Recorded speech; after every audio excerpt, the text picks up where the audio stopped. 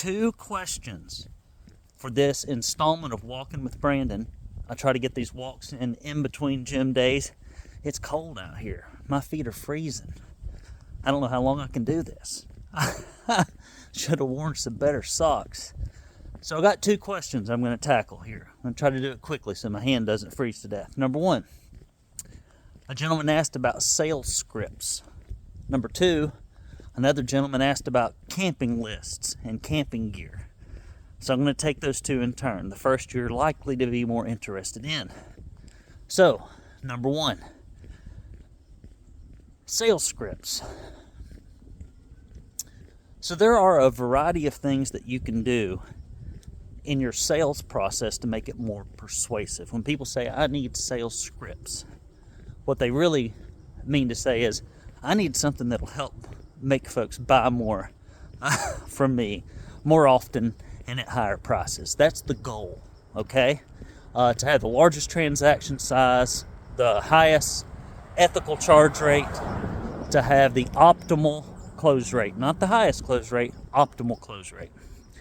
So when you look through that lens, when that becomes the objective, it really changes what you're there to do, right? You're no longer there to just give somebody a price as quickly as possible in whatever manner is the most convenient for you, but rather you're there to get an outcome that's financial, for the most part.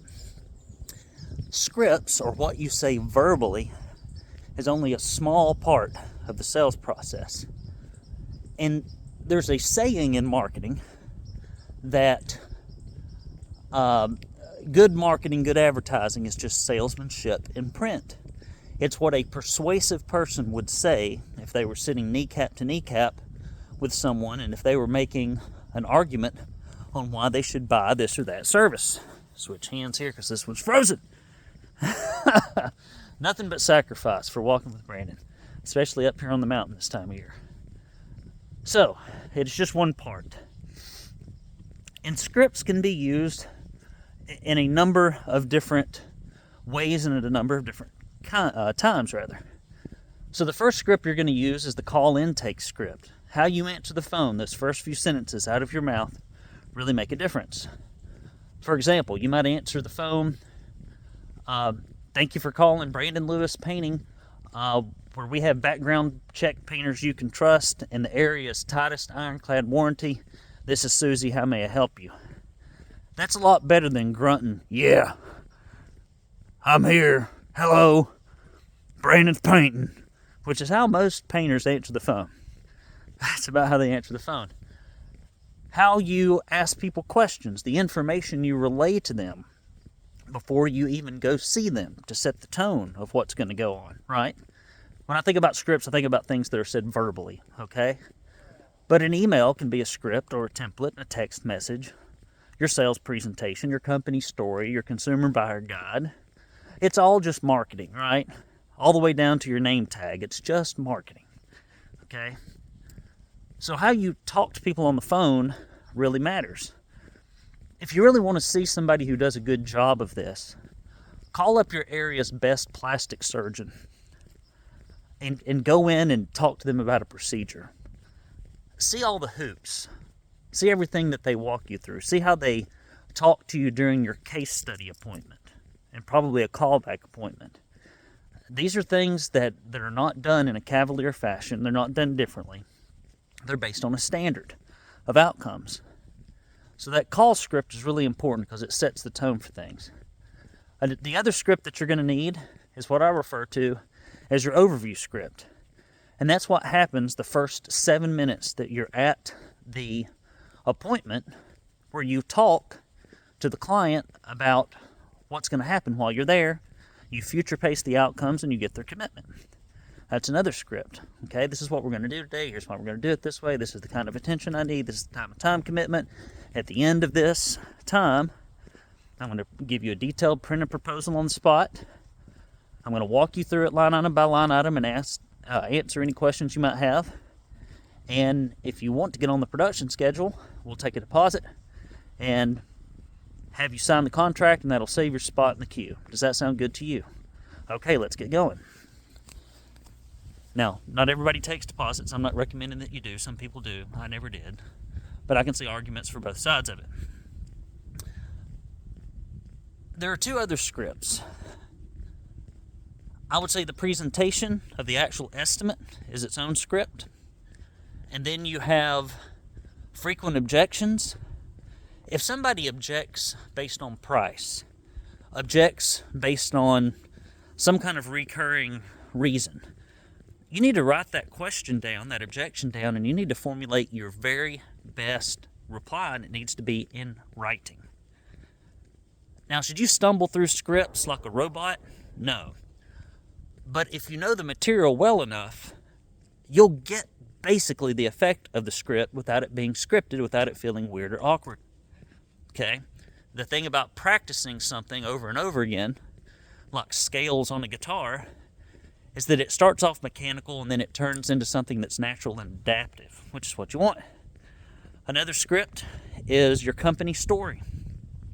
What are the 7 to 12 things that make your painting business better or different than the typical painting contractor?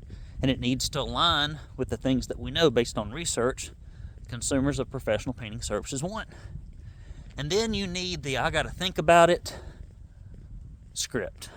And that's the script that you need to say to people when you leave a consumer buyer's guide after you've instructed them how to hire a professional painting contractor about how they need to go about acquiring information to make this decision and what the standard of a qualified painting professional is.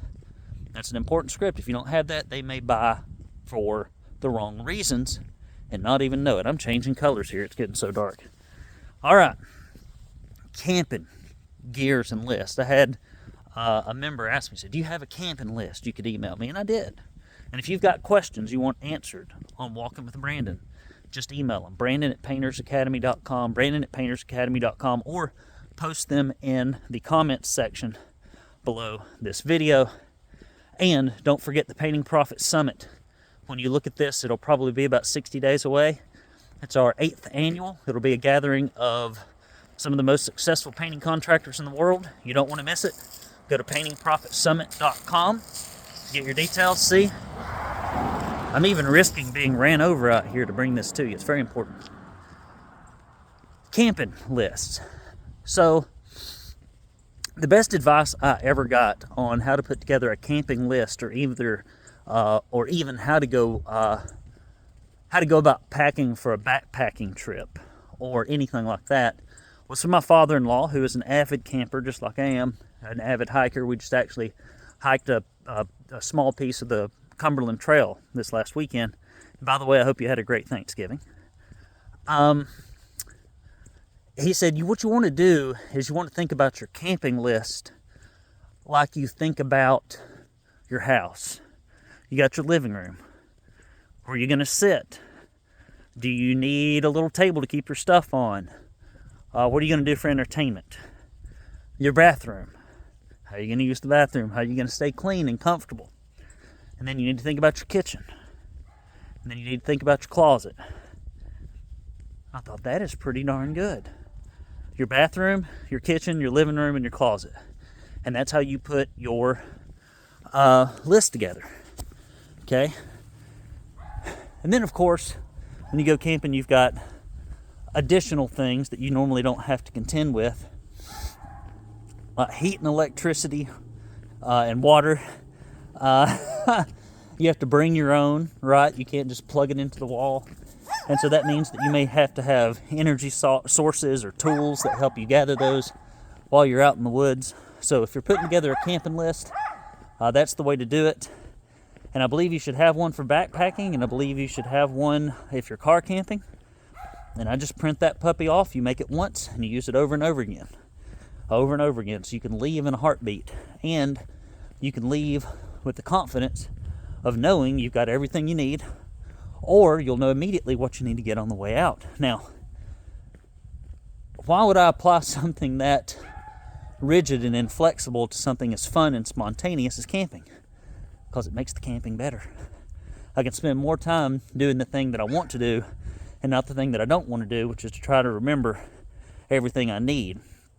So business systems in your painting business work the same way. anything you do repetitively over and over again that significantly influences your financial success or your day-to-day enjoyment of running your business, it needs to have a checklist, needs to have a tool, needs to have a process.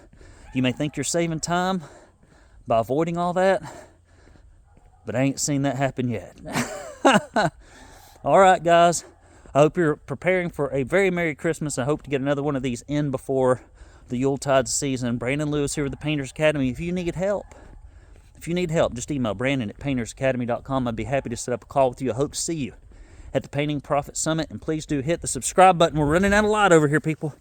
Please do hit the subscribe button. Please do give us your comments. And if you find this to be helpful, share it on social media. Take care, guys. Love you, mean it. See ya.